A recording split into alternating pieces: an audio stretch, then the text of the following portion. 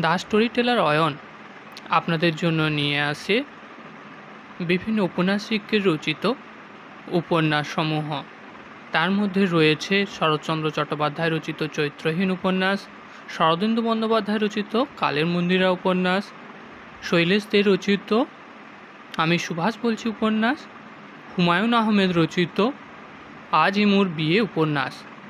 এই উপন্যাসগুলি আপনাদের ভালো লাগলে অবশ্যই লাইক, শেয়ার এবং সাবস্ক্রাইব করতে ভুলবেন না।